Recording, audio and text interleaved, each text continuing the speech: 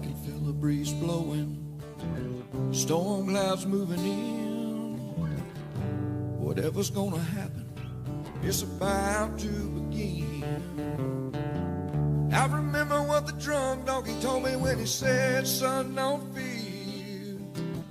Mike's where the page lies, it's about to appear. Then he's gonna tell you about the wind and the rain. Gonna tell you which way it's going, and if it's gonna be a hurricane. Don't you worry about the news that they try to hide.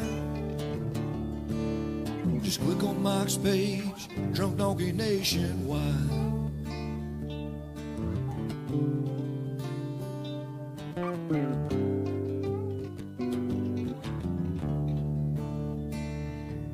Well, there'll always be some haters, but they don't understand that Mike's got a friend and 100,000 more across the land.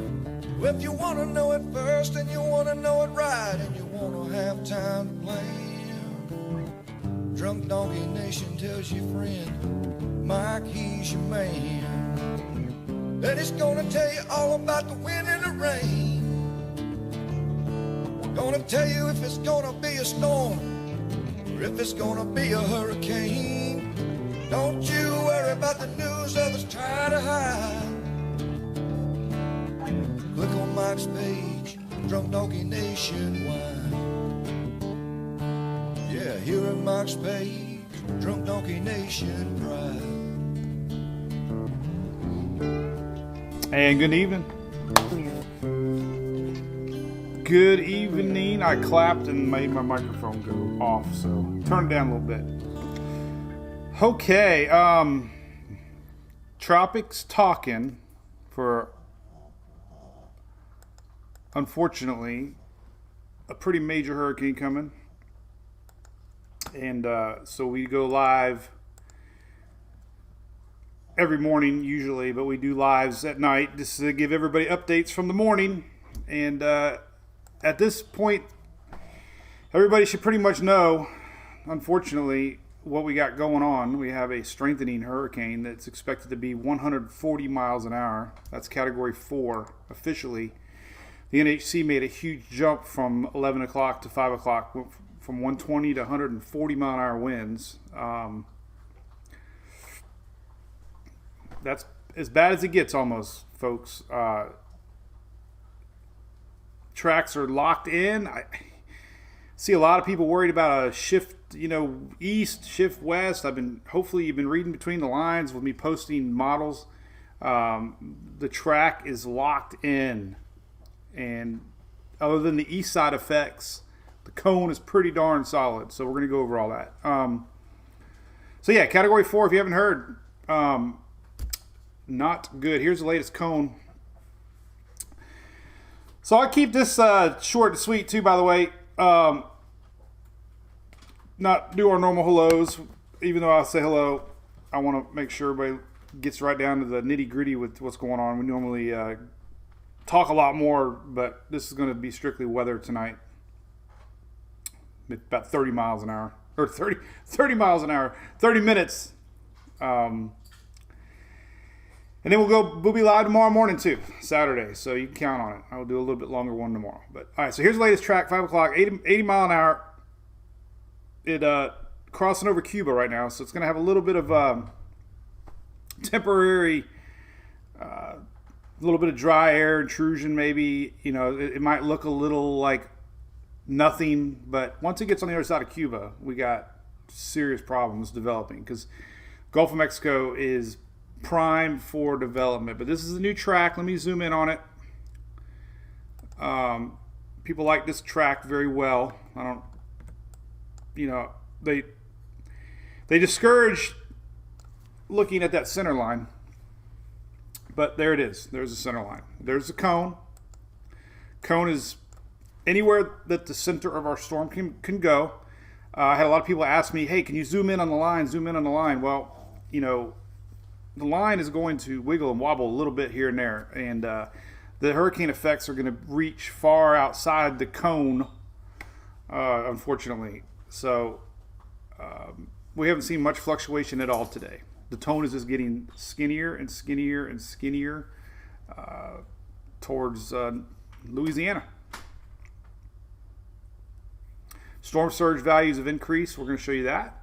But they're expecting 140 mile an hour hurricane on approach. And yes, Category 5 has to be put into play. Everybody wants to know, could it be? Well, it could be, because the conditions are very favorable for development. So shouldn't change anybody's plans if you're in an evacuation zone. But there you go. There's the current track, and it is going to end up going as a depression into Tennessee. We could have rain. I'll show you all the rain forecast. This is September 1st, which is Wednesday. So Monday, Tuesday, Wednesday. So we're going to be having rain and winds work its way up into Tennessee middle week. There's a frontal boundary coming down. It's pulling our system upwards, and it'll eventually turn around that frontal system. We got this high pressure locked in place over Florida, helping accelerate our system off to the northwest, and eventually our system's going to react to this approaching frontal boundary and get pulled on out of here. And pretty confident on that. I just retweeted this. National Weather Service in New Orleans putting out a lot of graphics. Rain is going to be huge. Yes, it is the anniversary of Katrina. That is not a good stat. We'll measure the storm. I'll show everybody the width. The NHC actually will list in their public advisories, if you're curious. The public advisories come out and they list the widths of storms. Here's the rainfall, big rain. I just retweeted it. That's why my Twitter's open. Let's take a look at it real close in depth here. This is live satellite imagery at the College of DuPage. But look right here. This is where the center's at. And look at that last few frames here. It actually made landfall there, South Cuba. And, man, it got over water. And look, it exploded. And now it's going to go back over land a little bit, so we're going to see a little bit of just a tick of slow strengthening because of that land, and you get dry air coming around, and it's not ideal for our system to intensify fast. But Cuba's flat. This part of Cuba is very flat, so it shouldn't have any problem maintaining or even hanging on to that 80. It's 80 mile an hour right now, but that is a pretty big little blow up there, convection, just as the sun's going down. So it's definitely becoming better organized. Here's a look on Weather Nerds. You can see a little pop of convection right here. The last few frames, it came across that little island, and then boom. So tomorrow morning it'll be out here, and we're going to be watching it close. All right, so let's measure this thing. Everyone wants to know the size. I think that's a very popular. You guys get the birds tonight. I don't know why the birds are going crazy, but here's a look at it. All right, there's Florida. The reason I zoomed it out is to give you an idea how close it is to Florida. Even though we had Key West, we had a lot of folks chiming in from Key West tonight. We did have a few squall lines roll through Key West. But here's the width. Boom. What is that? That is my marker. Wrong marker. Measure tool. It's the same color, though. That's 440, 370, 358, 380. So, again, 350 to 400 miles wide. This little pink line, that's 400 miles wide. That's 400 miles wide. That's 380. So, 400 miles. Well, let's say 400 miles wide. The core of the storm. 400. That's 400 miles right there. 400 miles. So there's your width, 400 miles. Let's put this in motion. Take a look at that. Just to kind of give you an idea too. This is Weather Nerds, by the way. We love it.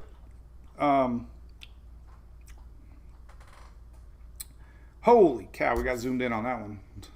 We got to zoom out. Let's try that again. Just kind of put the whole area in play here so we can kind of see. see what's happening.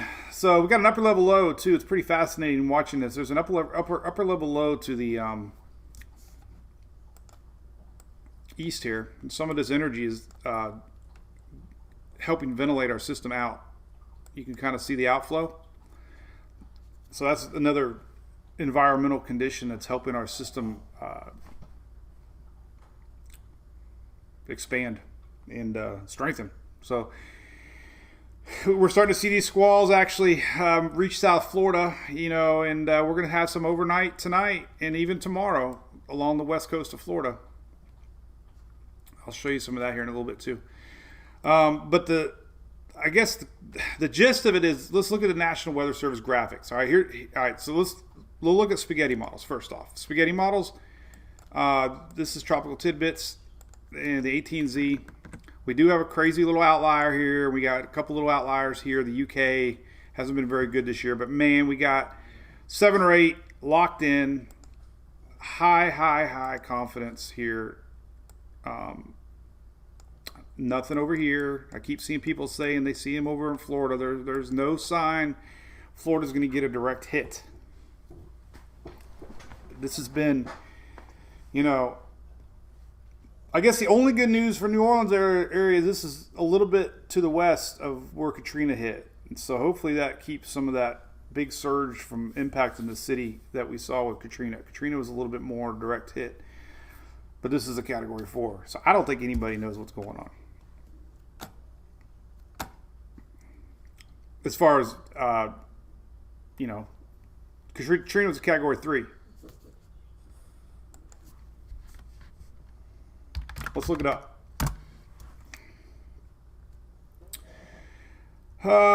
Just for a little reference sakes here. Here's Katrina.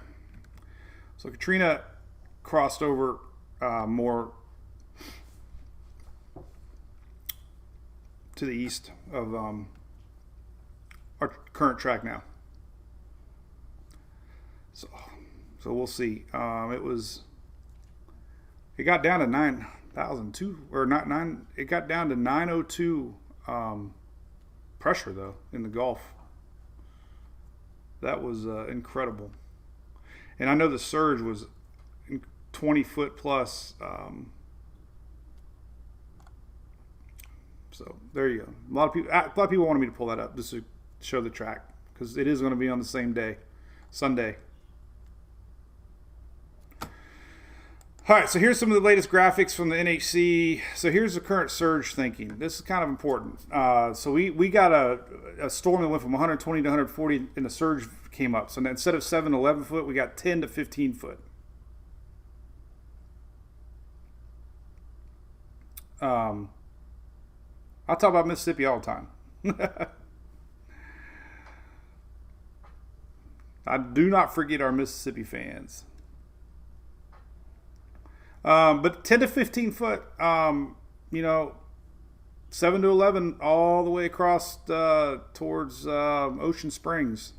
We showed some modeling earlier today, and we'll zoom in again. A couple areas there in Mississippi that don't look good as far as surge goes. But we got 2 to 4 foot all the way across Morgan City. We get the big stuff, 10 to 15. So that's a lot of surge. 7 to 11.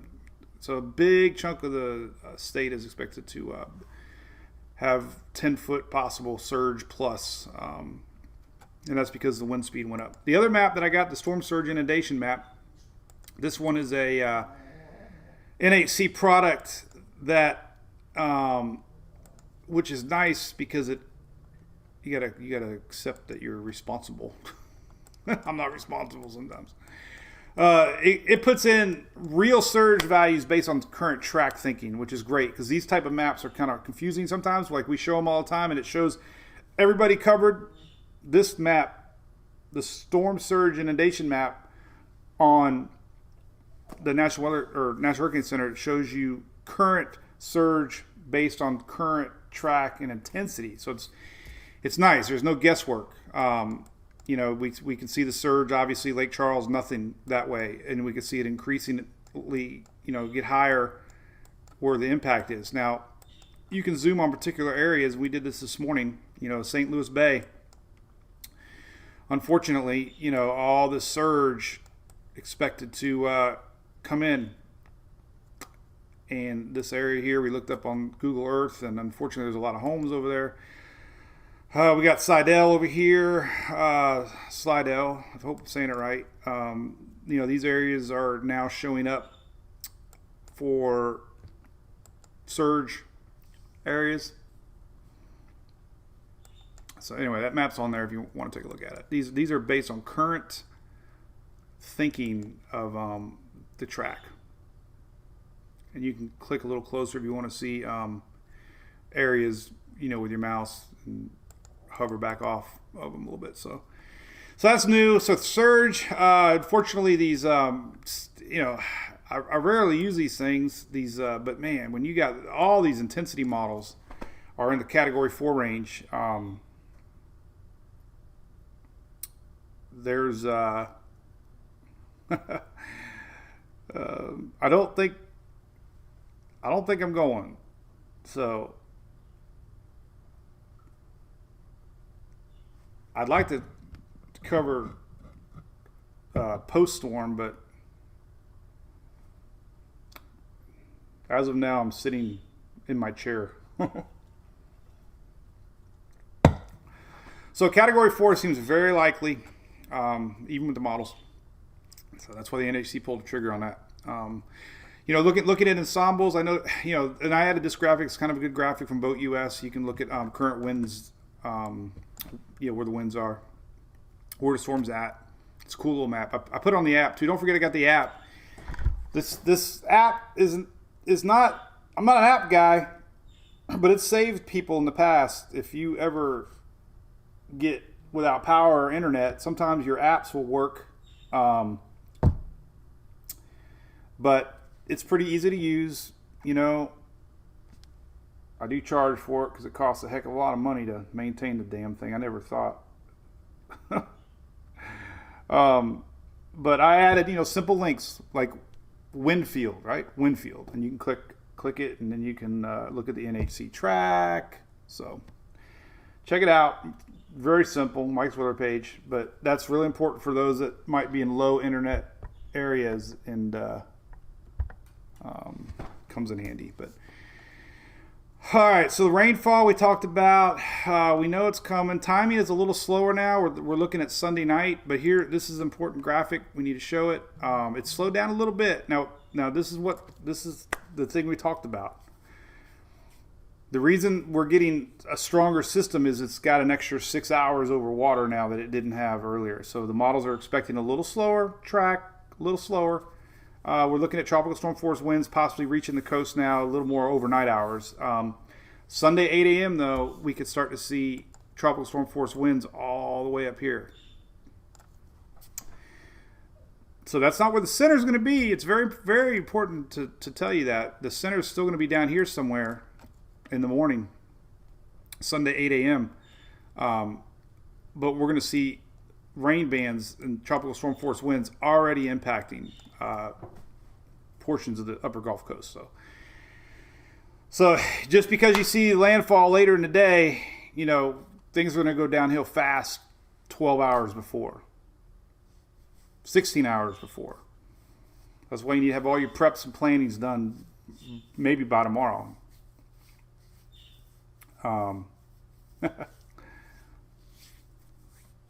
NAM, never use the NAM juice box. The NAM is the one model. If I was to say one model you never use for tropics, is the NAM. The NAM will blow a system up. I think the last thing I saw was 903 millibar. Totally. I share the H-Wharf. Look, the H-Wharf is correct. Chalk one up for the H-Wharf. Again. People are like, why are you posting the H-Wharf? Because the H-Wharf is an amazing model. And it shows really good, most of the time, really good accuracy on strength prediction. I talk about it all the time. Our diehards know that we love the H-Wharf as far as intensity goes. Last year, at least. And so far this year. Okay, so we got that. Here's the rainfall. I didn't like this. I saw this earlier today. Holy moly, look at this. Purple, 15 to 20 inches now of rain. Red areas, 10 to 15 inches of rain. Orange, 6 to 10 inches of rain. Huge flooding issues we're going to have. 10 to 15 inches of rain. What is it? 100 miles inland. So over a foot of rain possible northward from our system. Inland flooding.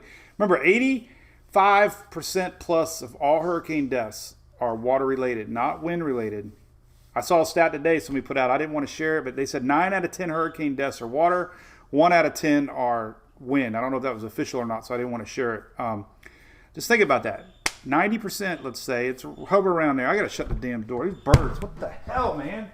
If it's not the dogs, it's the birds.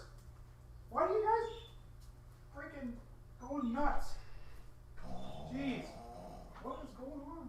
Why are you guys so loud? Man. If it's not dogs snoring, it's birds chirping. I like a little bit of birds. So back to deaths. They say you hide from the wind, you run from the water. That's used all over the place. Hide from the wind, you run from the water. If you don't want to die, you stay away from the water.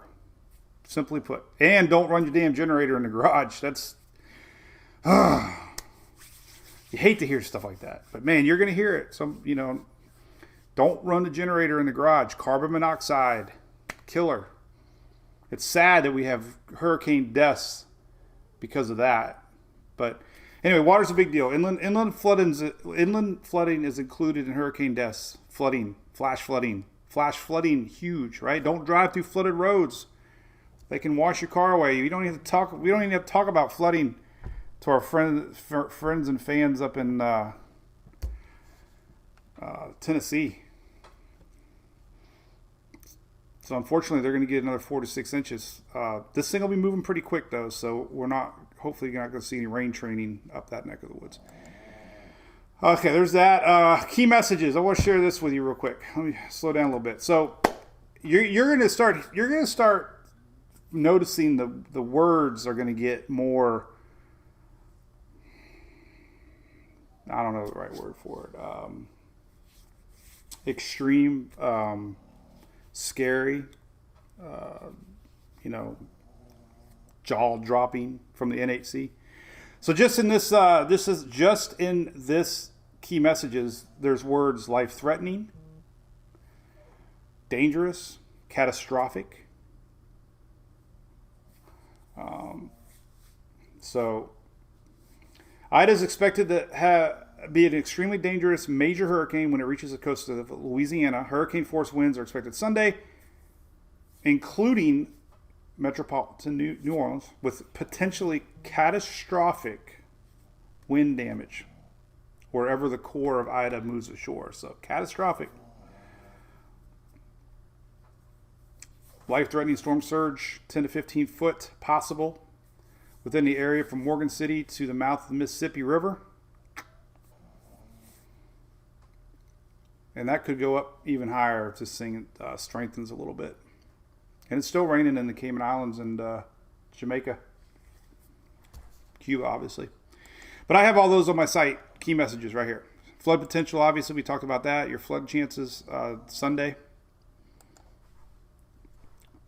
Ensembles, just to ease everybody, weathernerds.org. Here's your latest 12Z Euro. Look, there's no random lines to Florida. I can't tell you how many times a day I saw people thinking that we're going to have a shift towards the Florida panhandle, and I felt a little bad this morning, kind of getting a little annoyed. I just hate seeing panic, and I hate things being shared on the internet. And I'm not an official source for weather. Obviously, I've stated that a bazillion times, but I just hated the panic level with people seeing things of the storm moving, way east. When you see every one of these ensemble members pretty much locked in, These are 51 members of the European model, and they're very locked in. So there shouldn't be any more, guessing that this thing is going to shift. It's pretty. And these are the GFS ensembles. We're going to get little wiggles, little wobbles. You're going to see this thing too. Strong hurricanes. Tomorrow, if you're glued to the satellite or Hurricane Hunters, you're going to see wiggles and wobbles. Major hurricanes, the eye walls bounce around. We might see an eye wall replacement, which would be nice approaching land because they go through a temporary weakening. We could probably, hopefully see that. But you're going to see little wiggles, little wobbles. The general path is around this high pressure system over Florida, and it's pretty darn solid. I'm very confident, and they are too. I'm not. I'm just a nobody, but here is God darn it. What was I going to show you? Something.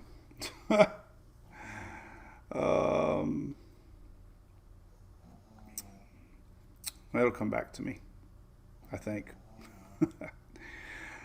All these models, holy God! I don't know what I was going to talk about. This. So we brought this up, a week ago, and this is very fascinating.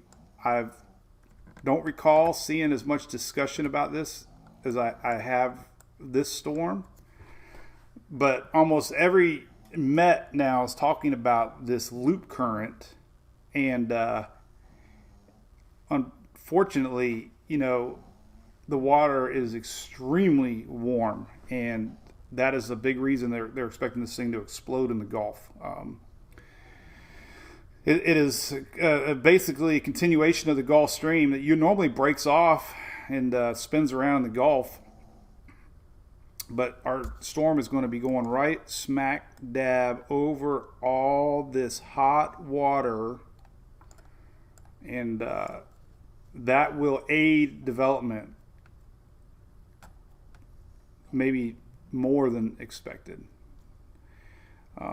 So that's a big reason that we're going to see intensification. This is a loop current. They call them loop eddy, a little loop eddy. We had one over here with Harvey. We had one with Michael. They do fuel systems more. There's no dust in the air. There's a little bit of shear right now. They're expecting that to die down.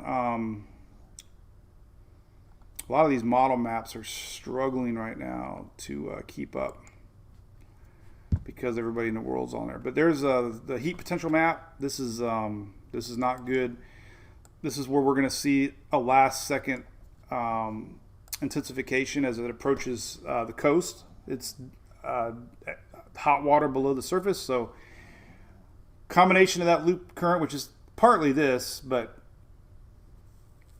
the this ocean heat content will allow our system to pull warmer water from below and continue strengthening as it approaches the Gulf Coast. So these are factors, that are going to weigh into this and becoming a Category 4 minimum. Maybe more. Don't know. It's only got one more number to go. 5. Everybody heard, I guess, the little tidbit that I gave the last few times we've gone live, but I'll say it again if we got people new. The 4 Category 5 hurricanes that have hit the United States were tropical storms 3 days before. So it happens quick. Very quick. All right, latest spaghetti models here. These are 18Z, a little different look, but obviously very little doubt on that. So let's not show that anymore. Let's show the winds. Let's show the H-Wharf. The H-Wharf is running, here's the 12Z, not yet. H-Wharf has been really good with intensity, and we'll just give you kind of an idea what it looks like on approach. This would be Sunday morning, about right here, and this is later Sunday in the day. This is Sunday early afternoon. Pressure 940, and pressure drops to 938. It gets stronger the last couple frames. So 938 is the H-Wharf. That pressure range is definitely inching up there. Yep, the width is 350 to 400 miles wide. Power outages, we don't even have to go there. It's going to be significant. What's up, Greg, Errol, Bill? I see the normal groupies. What's going on? Jim Cantori, I don't know. What's Weather Channel showing there? I'm just catching up the chat here. Man, Louisiana. You all know this way too much. In the last year, we had 4 storms, I believe, that made landfall across Louisiana. What could it look like on the radar? So we should see rain bands. Let's look at some high resolution radar. It's very important to note that, let's go to the HRRR, take a look at the radar. So tornadoes tornadoes are very tricky. Like some hurricanes I showed this morning, we've had 100 tornadoes. Did I say hurricanes? Tornadoes. Sometimes we've had 100 tornadoes in a hurricane. Some storms we've had none. So it's like a box of chocolate. You just don't know what you're going to get, and that's the truth. Mother Nature with tornadoes and hurricanes. Some storms, I remember the day after Irma, I believed, and we had all these tails coming up, and the same thing happened with Henri. The day after, Maryland had, or Massachusetts, not Maryland, it's an MA state. I had to relearn all my abbreviations. That's one good thing with Henri. I had to relearn all the abbreviations for Maine and Maryland and Massachusetts. They all got MA. Maine, Maryland, Massachusetts. But Massachusetts had a lot of tornado warnings the day after. And so did we down here in Florida with Irma because of the tail coming up off of the Gulf of Mexico. So this is going to be a really important little graphic to show you, because it is going to show you how we can start. We've already had rain bands in the Keys. We've already had some pretty nasty squalls go through there. All right, so this is not the right one. That's the right. They changed the buttons on me. Now it's over here. So let's go through the day. Let's just kind of pick up. So the Keys, unfortunately, might get some rain through the night. There's another little line rolling in later tonight, midnight. So if you're down the Keys on the boat, on a sailboat, man, make sure the lines are tied tight. We got more squalls coming through tonight, overnight hours. And as we go through the day tomorrow, look, we're going to stop right there. This is 7 o'clock in the morning. Man, I wish I could. Well, I could zoom in, but we're not worried about squall lines in Florida. That's this compared to this. I'm just letting everybody know in Florida you can have tropical squall lines pass by as Ida goes north. So there you go. There we start to see the heat, the meat of it. This is throughout the day tomorrow. It's 5 o'clock tomorrow. There it is developing, and we're going to start to see these squalls develop and push inland. Remember, everything flows like this here. So Panhandle, everything's going to be coming from your southeast tomorrow, leading up to the storm. But we can start to see tomorrow night. This is midnight tomorrow night. We're going to start to see these squalls start to reach the upper Gulf Coast. And we're going to have some lingering squalls here on the Florida West Coast. But then there's the big stuff coming in. So we can get a nasty squall at 2 in the morning on Sunday. The storm way down here still. Now, what I was going to say that's important to note now is this. So even with our system, look at these squalls setting up. These can be nasty. They're going to be spiraling in from the Gulf of Mexico. We're going to have a lot of warm Gulf water temperatures fueling these things. So we can have tornadoes. That's what I'm getting at. Water spouts, tornadoes coming in off the Gulf are always big parts of hurricanes. So don't focus on the center, especially, this area here. We're going to show you why. The nastiest weather is always on the east side. It's a Sunday morning, 8 a.m. And then we, of course, go a little bit further in time. And holy moly, right? Look at that. So all the focus, obviously is where landfall is going to be the big stuff. The surge, this area right here. But, we're still going to have a really good chance for some nasty squalls and rainy weather. This is Sunday, about 2 o'clock in the afternoon.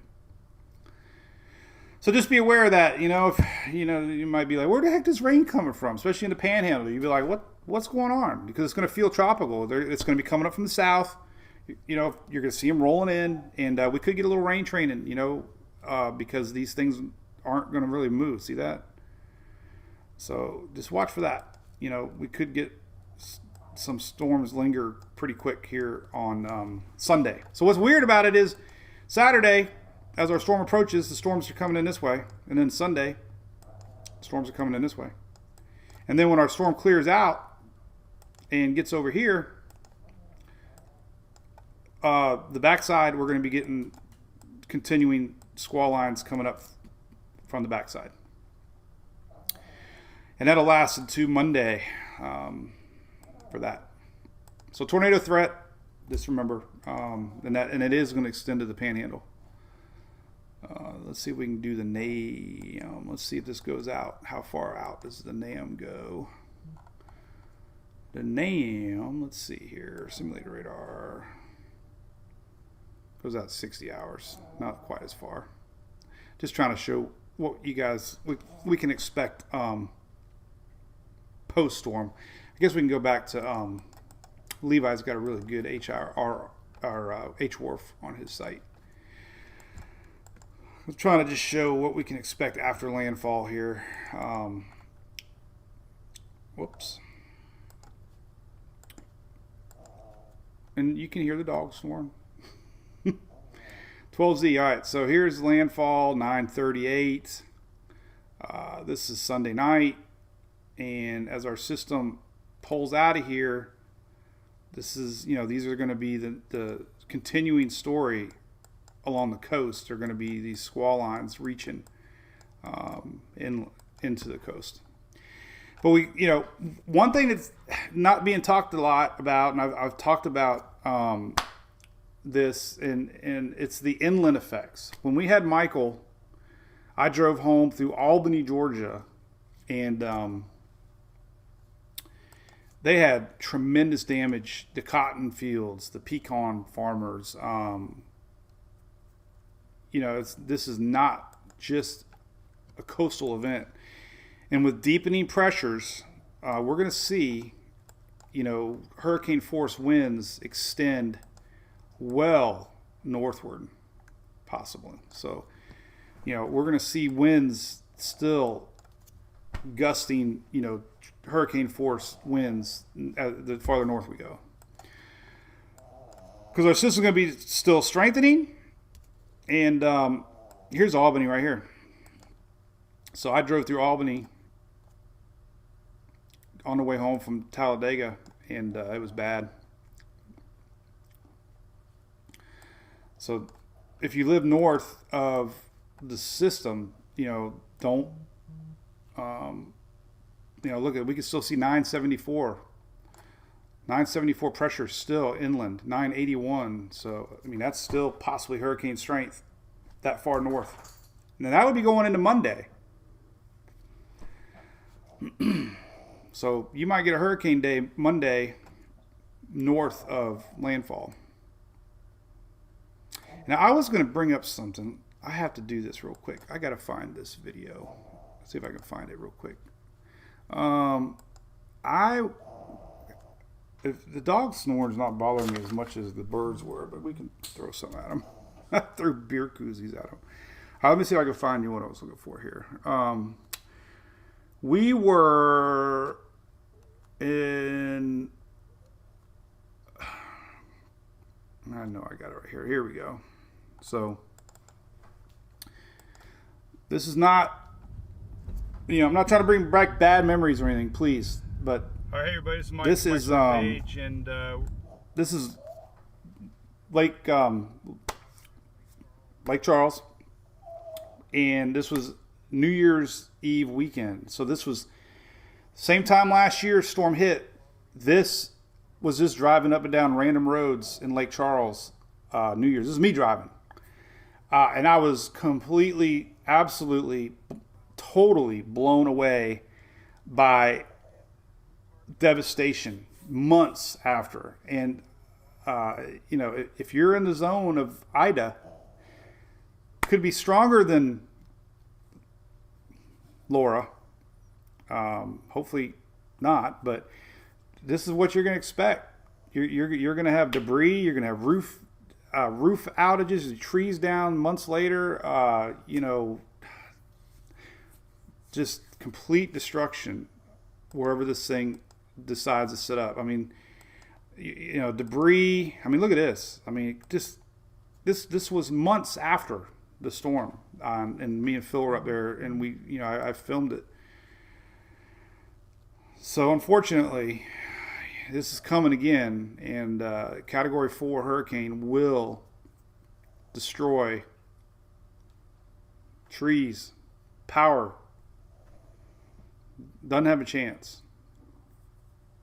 So that, this was so shocking to me to experience this months after the storm. Just every road in Lake Charles that I went down, it was like that. So I just wanted to share that, remind everybody that that's what you're going to see. You are going to see that, unfortunately. Yeah, I don't think, one thing I've learned doing all these storm coverages, everything's peaceful right now, and, everything's working and life's going on. And you don't realize in 2 days that so many people's lives are going to be just totally turned upside down.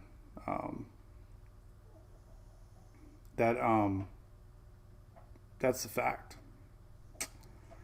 And it sucks, but it's going to happen.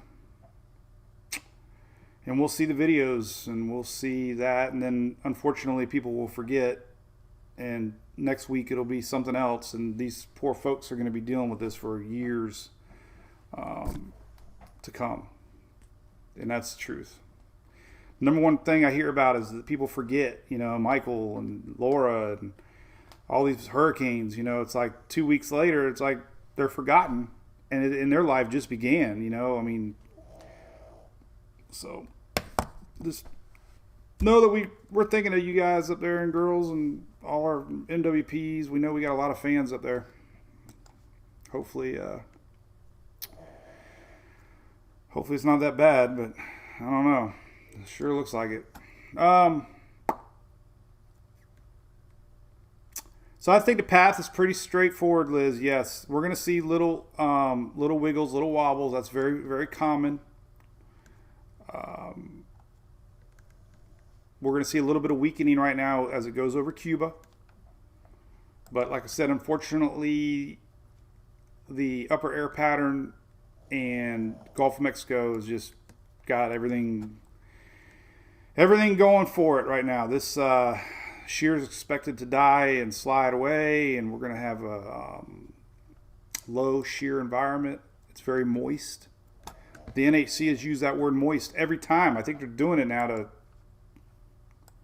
doing it out of spite. So this shear is expected to go away, and then we're going to be left with very low shear environment, very moist environment. No upper level high, no high pressures or anything like that are going to ingest any dry air that I can see or they can see. So without any dry air, then that would help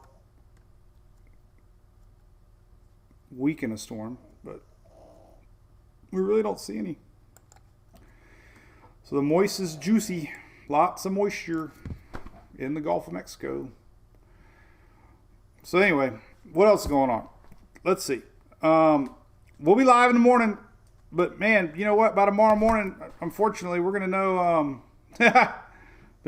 we're flip-flops, yeah. All right. Listen. Don't worry about shifts. This high is not going to disappear.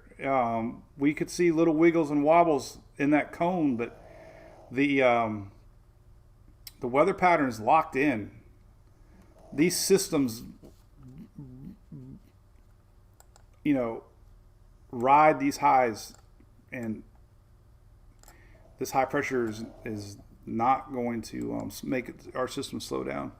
You gotta remember, the upper level winds of a high pressure system help accelerate our storm. It's not running into a high pressure system. The high pressure is actually helping our system accelerate. So unless there was a wall or a front coming, then the track change is pretty locked in. I mean, I've learning so much about this. We listen to great guys like Levi. He's awesome, and everybody feeds off of everybody, and there's just nothing coming. Eventually, this is Monday.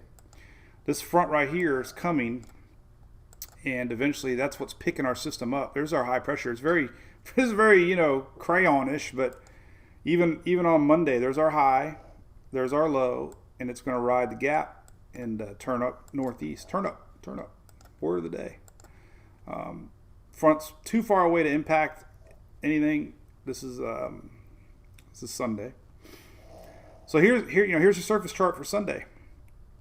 And high pressure locked in, and low pressure coming. It kind of pulls our system up, turns it eventually. So I guess the only question now is, how strong will it get? Will it make a run at Cat 5? Only God knows that.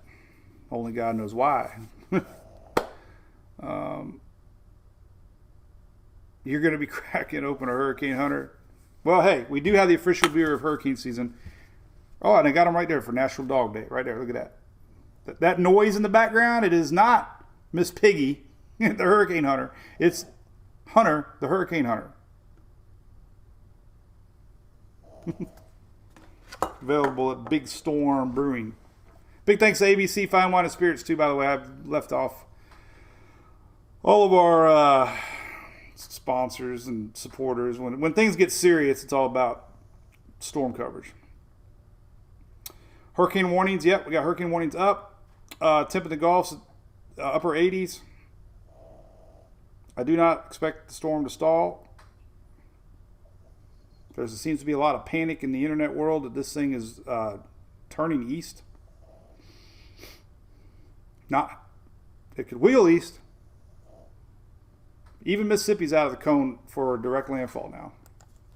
But don't get caught up on the cone. There's a great video up here called The Cone with a Question Mark, telling you all about the cone. Weather Channel has an awesome graphic. Oh my God! Everybody knows that me and Jim Cantori are kind of friends now, and Stephanie Abrams. I do like the Weather Channel. I got their link up here. They do good coverage when you need it. I like them. They have a great graphic here, though. The one thing that I wish more than anything in the world would be the National Hurricane Center to show inland watches and warnings. They show this graphic. I just hate it. They only show the coast. Holy moly. Remember Michael? We had freaking warnings all the way up into Georgia and Alabama. And so many people focus on the coast. They don't realize, oh my God, we got inland effects. So they gotta, two things they have to do. I go on this rant every time. So, hey, if anybody's listening at the NHC, this is the coolest, this is what you got to do. You got to do this. All right, so NHC, this is what you got to do. Get rid of the coastal lines because it's very confusing because there's big question marks inland who gets what. So hurricane warnings need to extend inland somehow and our tropical storm warnings somehow so people can see that. Like this here, look. See? Watches, warnings, way past, tropical storm warning for Lake Charles. And see these counties northward. The other thing that I've hated over the years more than anything is this. Whoa, what happened there? I got wiggly lines everywhere. The other thing I wish they'd get rid of, I wish that over the years we've had a situation where we would have a dot here and a dot here, right? And here's land. So if we get a strengthening hurricane, they would show, let's say 100. This is not, well, let's just pretend this is 140, which it is 140. And then they would show like 90 right here, but they never show here. And if you have a strengthening system, there's a lot of times that we've seen this number increase before landfall or decrease. But it's a misperception because of these timestamps that they put up. So the two things I wish they would do is extend watches and warnings inland, and do a estimated miles per hour at landfall. It would clear up a lot of things over the years, I think. So, okay, so power. Oh, one more graphic I wanted to show. Here is, I got a text from me. Panhandle, you just got normal squall lines coming up tomorrow. They'll be coming in from the southeast, and then through the nights, Saturday night into Sunday, we're going to have south squall lines coming up. So we're used to severe thunderstorms in Florida. Sometimes they're 60 miles an hour. So just the isolated tornado threat. They haven't really upped the Storm Prediction Center yet. They will. This will likely have a tornado watch. Remember, these isolated squall lines can always produce too. So watch those squall lines through the day on Sunday. But the one graphic I wanted to show you is this. So I haven't really found a good power outage map yet. A lot of people like to know, so I'm just going to guess right now what we could see based on current winds. So here's the Euro wind chart, and let me pull it up bigger. So sooner or later we're going to see this graphic with power outage likelihood, and this really shows you inland what you can expect as far as winds go. So likely you're going to see a graphic that is going to be circling obviously landfall, and it's going to say widespread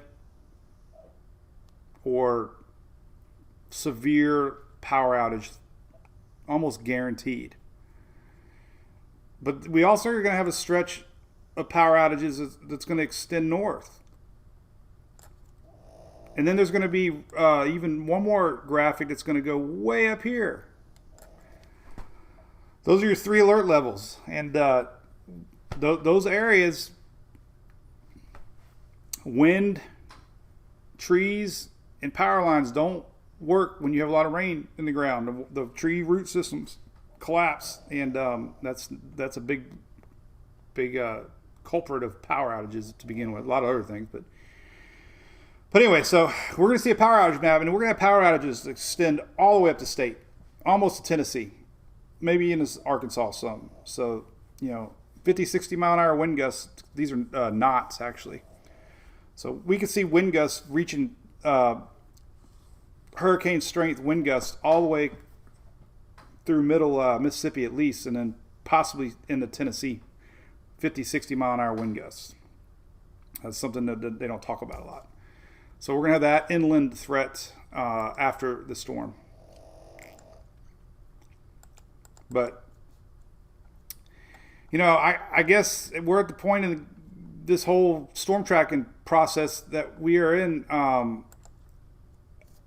We know now. There's no guessing. We know 90%. We know that 90% we know the damages we're going to get, because we know pretty much every model is predicted 930, 940 millibar, 950. It's all, you know, major hurricane. You know, we know the track is really locked in. The things we don't know, I guess, is any last minute strengthening or weakening. You know, will it be 130? Will it be 150? Yeah, I mean, if the conditions ahead, you know, with that warm water, you know, it definitely can make a run at a 5. Look at history, I'm telling you. But 140 is bad enough.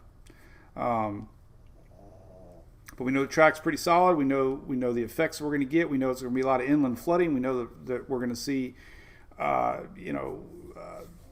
effects on the east side. Oh, I want to go back to that cone thing again real quick. The cone, because I want to zoom in on where the cone's at right now. Because we talked about the areas. In fact, let's zoom in. Well, we can zoom in on this. I wish I could zoom really in, but I can't. Well, I can if I do that. So I can do it like that. All right, so if the center indeed went here, you know, Gulfport and Biloxi, you know, you're close enough to the cone. Don't get a sigh of relief is what I'm saying. The cone represents the center of the storm, and, you know, don't be breathing like you're not going to get anything, because even with the track, you know, on the east side of the cone, you're still going to have effects. That's why we got hurricane watch in place. And unfortunately, like we were showing with that surge map here outside the cone, you know, this area here, Bay St. Louis Waveland, this area is all predicted to be underwater. A lot of residential right here. So again, you're outside the cone, but it's showing a very good possibility that this whole area right here is going to be underwater because of surge, and that's the east side. So don't get so, you know, don't think because you're not in the cone you're not going to get anything, because like I said, the surge charts are still showing some pretty serious chances of surge here in the Mississippi. Anyway, the sound should be breaking up. I don't know why. Yeah, that's a dog snoring, Laura. That's the famous hunter. That's this guy. He snores. Hey, hey. Then they look at me like, what? All right, so, yep. That's a scoop. And there's really no sugarcoating it. You know, Category 4 hurricane expected. And big day of watching tomorrow. It did exactly what we talked about this morning. Stronger system this morning means a stronger system later, and that's indeed what it did. And that last minute convection tonight showed here on Weather Nerds that even that little bit of land weakened it a little bit, but we saw it blow right back up here between the island and Cuba, and now it's going over eastern Cuba or western Cuba. And we'll start to see it pop on the other side. So, you know, it's not gonna get its game going until it's over Cuba. And then we watch close. So there you have it.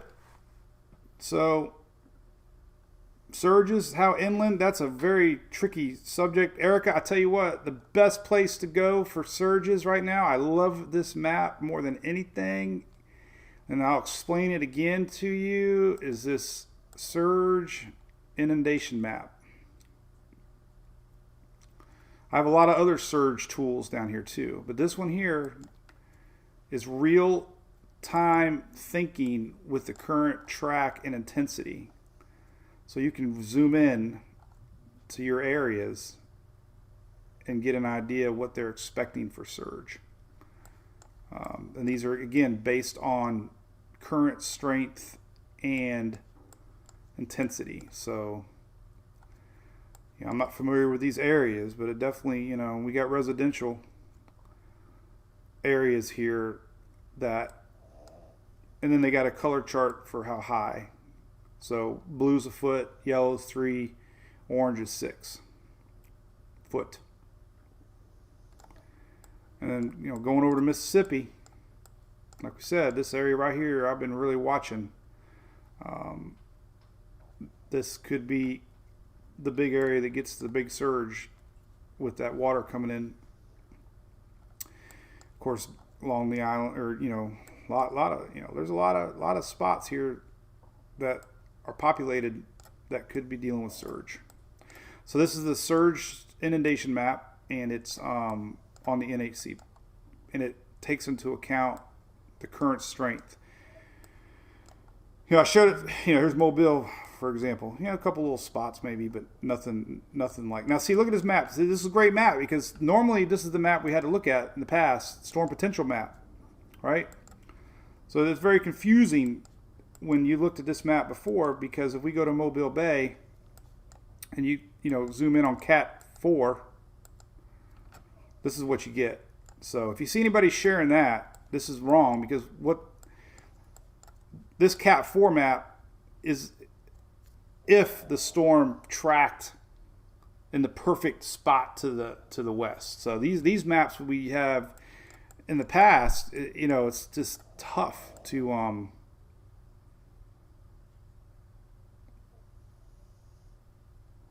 use, but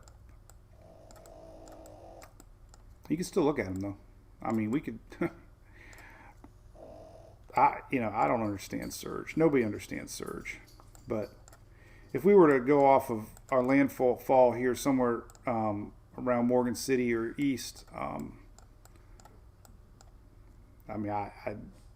don't know if all these areas would be underwater or not. Obviously, there's a levee system, but they did evacuate all areas outside of the levee system. This is based on Category 4 storm surge.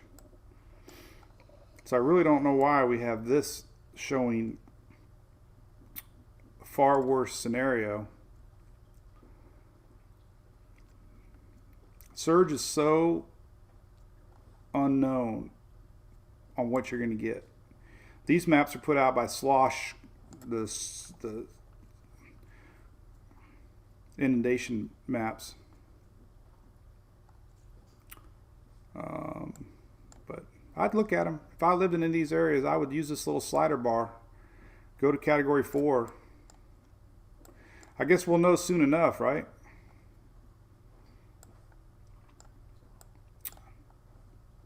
I mean, if that's...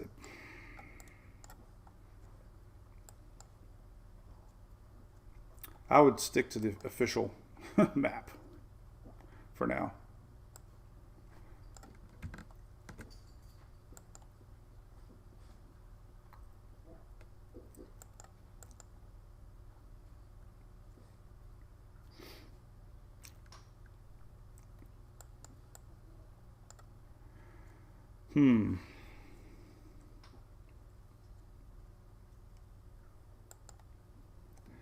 There's a lot of data here. Well, I guess we could argue now that that's exactly what. Still not as bad, but.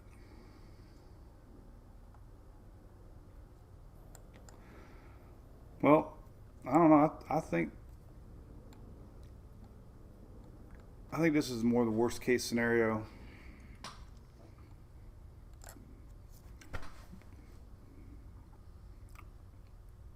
So anyway, that's some significant areas that could be underwater with 10 to 15 foot coastal surge. So yeah, I got to do a little more homework on that one. Like I said, they always get into post-storm analysis with the surge values, and Laura was a big example. Laura did a shift And there were studies that showed if Laura would have shifted, I think it was east, 18 miles or something, then the surge going into Lake Charles would have been totally different. But because our storm shifted, like, I think it was 18 miles, the surge ended up going over more marshland and didn't impact the city like, unfortunately, the wind did. So, anyway, this is the storm surge inundation map.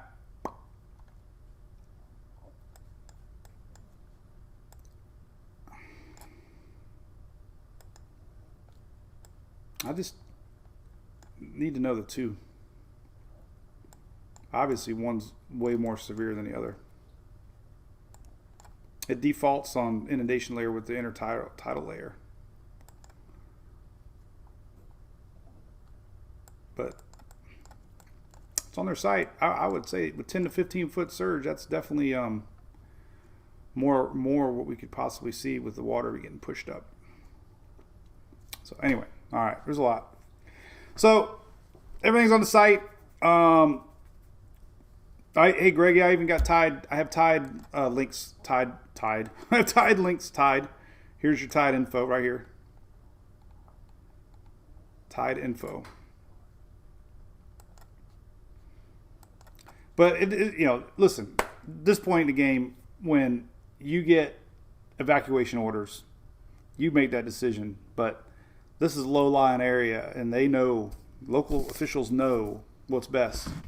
So you need to know your zone. And we're talking about a Category 4. We have Category 4 signs around Tampa Bay that are like 7 foot tall. But that's where the water could be.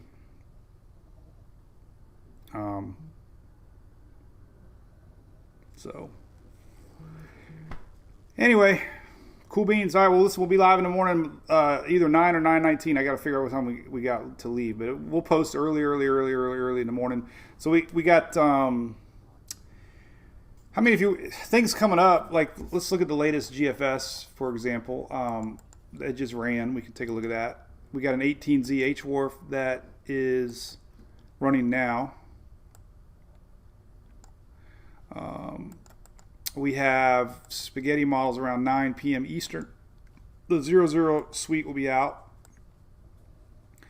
Latest GFS 958. That's good news. A little weaker. Still the same track. This is might be hard to see, but here's Texas, Louisiana line. Here's Mississippi, Alabama, Louisiana. Do my best drawing here. So that's the latest GFS. Track almost the same. We got the HMON 18Z just ran, and it's about the same. So the track is locked in, folks. It's been pointing towards middle Louisiana with little wiggles and wobbles each direction. Trust me, a Category 4 storm, 10 or 15 miles of wiggle wobble is, it shouldn't make you decide if you're going to leave or not. You should have already made that decision.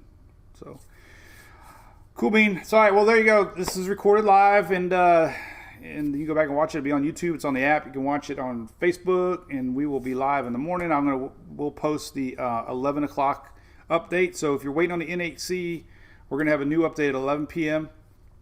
Eastern. And we'll see what they say. Likely probably keeping things the same, I would think, as far as strength goes. I think they're going to wait now to see what happens over the Gulf.